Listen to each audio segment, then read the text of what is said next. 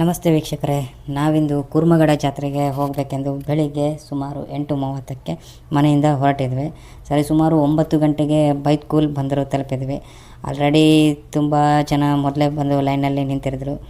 ನಾವು ನಮ್ಮ ಪರಿಚಯದವರೊಬ್ಬರು ಅಧಿಕಾರಿಯವರು ಸಿಕ್ಕಿದ್ರಿಂದ ಸ್ವಲ್ಪ ಮಧ್ಯದಲ್ಲೇ ಹೋಗಿ ಲೈನಲ್ಲಿ ನಿಂತೀವಿ. ಸ್ವಲ್ಪ ಬೇಗ ಸಿಕ್ತು ನಮಗೆ ಲೈನು. ಹಾಗಾಗಿ ನಾವು ಬೋಟ್ ಹತ್ತಲು ಸ್ವಲ್ಪ ಬೇಗ ಅವಕಾಶ ಸಿಕ್ತು. ಈಗ ನಾವು ಲೈಫ್ ಜಾಕೆಟ್ಗಳನ್ನು ಧರಿಸ್ಕೊಂಡು ಬೋಟ್ ಹತ್ತಲು ಕಾಯ್ತಾ ನಿಂತಿದ್ವಿ.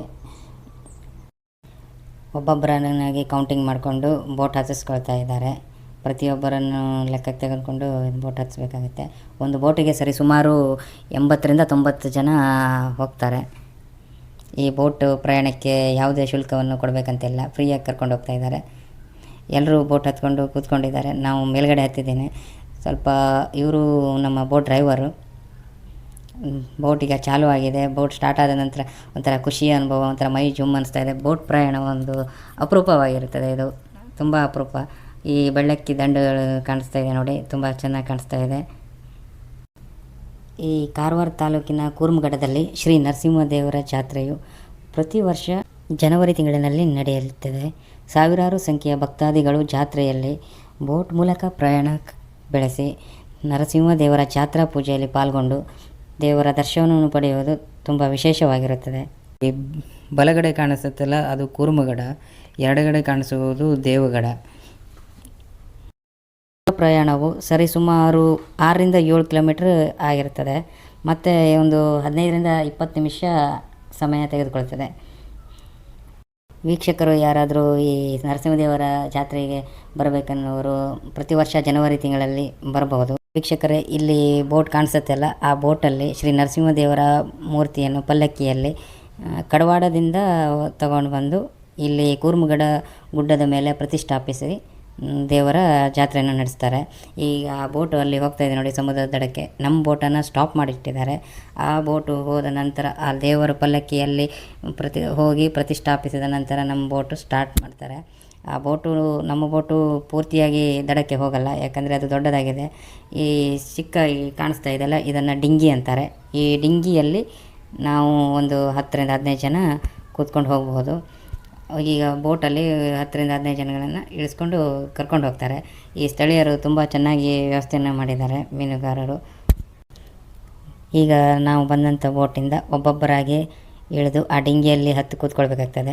ಹತ್ತು ಕೂತ್ಕೊಂಡ ನಂತರ ಇಲ್ಲಿಂದ ಆ ದಡಕ್ಕೆ ತಗೊಂಡೋಗಿ ನಮ್ಮನ್ನು ಸೇರಿಸ್ತಾರೆ. ನರಸಿಂಹದೇವರ ಜಾತ್ರೆಯನ್ನು ವೀಕ್ಷಿಸಲು ವಿದೇಶಿಗರು ಕೂಡ ಇಲ್ಲಿ ಭೇಟಿ ನೀಡ್ತಾ ಇದ್ದಾರೆ. ಒಂದು ತುಂಬ ಸಂತೋಷದ ವಿಷಯ ಇದು. ಇದು ನರಸಿಂಹ ದೇವಸ್ಥಾನಕ್ಕೆ ಹೋಗುವ ಎಂಟ್ರಿ. ಈ ಗುಡ್ಡದ ಮೇಲಿಂದ ಹೋಗಬೇಕಾಗುತ್ತೆ. ಒಂದು ಅರ್ಧ ಕಿಲೋಮೀಟ್ರ್ ವಾಕೇಬಲ್ ಡಿಸ್ಟೆನ್ಸು. ನೋಡಿ ಫ್ರೆಂಡ್ಸ್, ಎಲ್ಲ ಬರ್ತಾ ಇದ್ದಾರೆ ಭಕ್ತಾದಿಗಳು, ವಿದೇಶಿಗರು ನೋಡಿ. ದೇವರಿಗೆ ಅರ್ಪಿಸಲು ಭಕ್ತಾದಿಗಳು ಬಾಳೆಗೊನೆಗಳನ್ನೆಲ್ಲ ಹಿಡ್ಕೊಂಡು ಮೇಲಕ್ಕೆ ಹತ್ಕೊಂಡು ಹೋಗ್ತಾ ಇದ್ದಾರೆ. ಕೂರ್ಮಗುಡ್ಡದಿಂದ ಕೆಳಗಡೆ ನೋಡಿದರೆ ಒಂದು ಸುಂದರವಾದ ಕಡಲ ತೀರದ ವೀಕ್ಷಣೆ ಮಾಡಬಹುದು.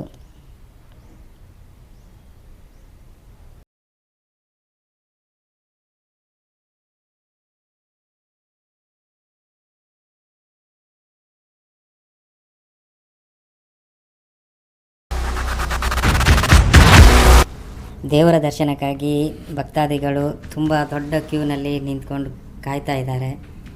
ಸುಮಾರು ಹುಬ್ಬಳ್ಳಿ, ಬೆಂಗಳೂರು, ಮಂಡ್ಯ, ದಾವಣಗೆರೆ ಮುಂತಾದ ವಿವಿಧ ಭಾಗಗಳಿಂದ, ಕರ್ನಾಟಕದ ಮೂಲೆ ಮೂಲೆಯಿಂದ ಭಕ್ತಾದಿಗಳು ಬಂದು ಶ್ರೀ ನರಸಿಂಹದೇವರ ದರ್ಶನಕ್ಕಾಗಿ ಕಾದು ನಿಂತಿದ್ದಾರೆ. ನೋಡಿ ವೀಕ್ಷಕರೇ, ಶ್ರೀ ನರಸಿಂಹದೇವರ ದರ್ಶನವನ್ನು ಪಡೆದುಕೊಳ್ಳಿ, ಕಣ್ತುಂಬಿಕೊಳ್ಳಿ. ದೇವರ ಒಂದು ಅವತಾರ ಏನಿದೆ, ಅದು ಉಗ್ರ ಅವತಾರ, ಸ್ಟ್ರಾಂಗ್ ಆದಂತಹ ದೇವರು.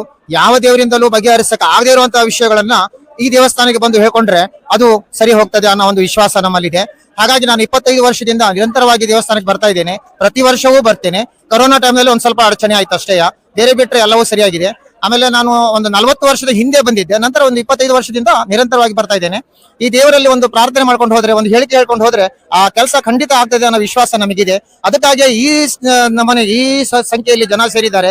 ಇದೇನು ಸಾಧಾರಣ ಜನ ಅಲ್ಲ, ಸಿಕ್ಕಾಪಟ್ಟೆ ಜನ ಬಂದಿರೋದು ನೋಡಿದ್ರೆ ನಿಜವಾಗ್ಲೂ ಎಲ್ಲರಿಗೂ ಈ ದೇವರ ಬಗ್ಗೆ ಗೊತ್ತಾಗಿದೆ, ದೇವರ ಶಕ್ತಿ ಏನು ಅಂತ ಅರಿವಾಗಿದೆ ಅಂತ ನನ್ನ ಅನಿಸಿಕೆ. ನಾನು ದಾವಣಗೆರೆಯಿಂದ ಬರ್ತೇನೆ. ಇಲ್ಲಿ ನಮ್ಮ ಸಂಬಂಧಿಕರ ಮನೆ ಉಳ್ಕೊಂಡು ದೇವರ ದರ್ಶನ, ದೇವರ ಪೂಜೆ ಎಲ್ಲ ಮುಗಿಸ್ಕೊಂಡು ಆಮೇಲೆ ನಾನು ಮನೆಗೆ ಹೋಗ್ತೇನೆ.